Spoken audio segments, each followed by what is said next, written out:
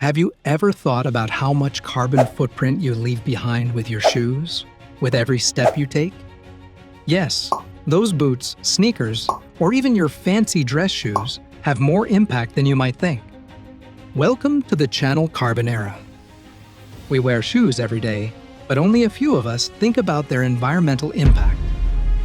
Don't worry, today, we'd be digging into the hidden carbon footprint of your favorite footwear, uncovering how much CO2 they leave behind and what brands are doing to clean up their act. So where does it all begin? Right from the beginning, the materials used to create shoes, whether made of leather, rubber, or synthetic fiber, begins with raw materials that already have their carbon emission. For example, leather shoes require cattle farming, which is no joke when it comes to greenhouse gases. Methane is 28 times more potent than CO2, and for every kilogram of leather, about 48 kg of CO2 is released. That's quite a huge amount. Synthetic materials like polyurethane and ethylene vinyl acetate, which are commonly used in manufacturing athletic shoes, are both derived from petroleum. The catch is every kilogram of polyurethane produces around 3.4 kg of CO2. Think that is small? Now multiply that by billions of shoes made each year. It adds up. Don't fret. There are various ways brands can go about that will help in reducing these emissions without compromising the quality of your favorite shoe. Let's explore the carbon emissions from the manufacturing process of shoes. So after materials have been gathered, it's time to make the shoes. But this part is where the emissions really take off. A typical factory produces about 25,000 pairs of shoes per day. Well, it can emit about 1,400 tons of CO2 a year, which is mostly due to the fossil fuels that are used in powering the machines and facilities. Each of the pair of shoes alone can produce about 9.5 kg of CO2 during the manufacturing process. And that doesn't count the packaging and transport. The emissions that come from the energy used in transporting the finished product from factories to your feet accumulate up to about 0.2 kg of CO2.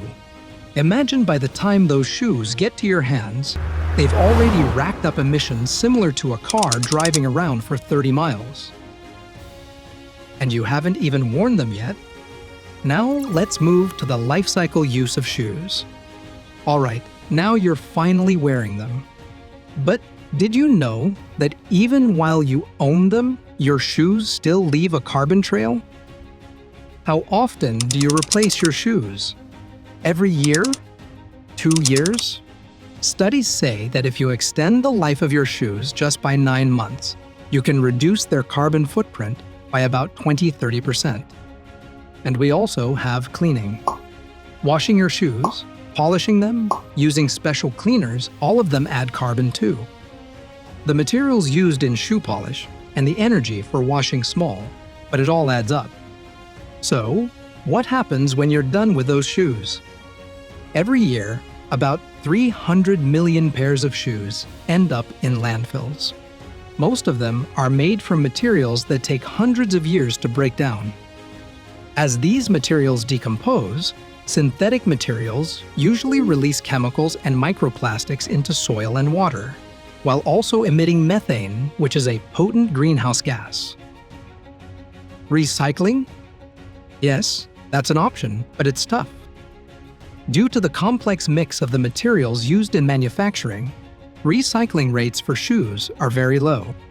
Only about 5% of the shoes produced are recycled globally, and even then, the recycling process itself generates CO2 due to the energy used in the recycling process. But if we could recycle even half of the shoes made, that would save about 1.4 million tons of CO2 yearly. That's like taking about 300,000 cars off the road for a year. Now, let's talk about some good news. Still, there are ways by which shoes can become more eco-friendly. Let's take a look at some steps that brands are taking to minimize emissions. Some brands are becoming serious about cutting down emissions.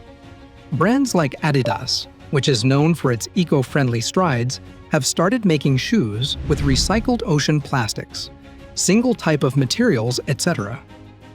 Nike has also introduced its Move to Zero campaign, aiming to power their facilities with 100% renewable energy by 2025.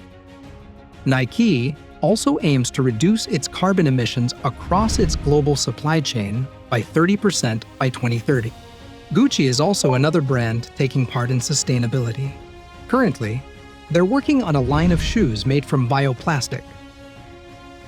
However, these measures aren't doing a lot in eradicating the carbon footprint of shoes. They are just reducing it by a small amount. And still, the rates for eco-friendly shoes are higher. Now, let's take a quick look at a quick breakdown of carbon emissions by shoe type. Sport shoes, leather dress shoes, casual sneakers, safety boots, running shoes. There are a few areas where advancements are being made, which would cause a big difference. Researchers are starting to explore the use of bio-based materials that could replace petroleum-based components in shoes. For example, algae-based foams can be used to replace synthetic rubber, while mushroom leather is being tested as an alternative to animal leather. Shoes are just a part of our carbon footprint, but understanding how it impacts our life would help us to make better choices.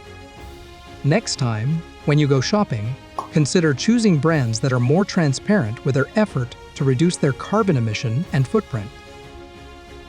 Let us know in the comments, what's your favorite sustainable shoe brand? Thanks for watching. Don't forget to like and subscribe to stay informed on how your choices every day impact the planet. Together, we can all walk a greener path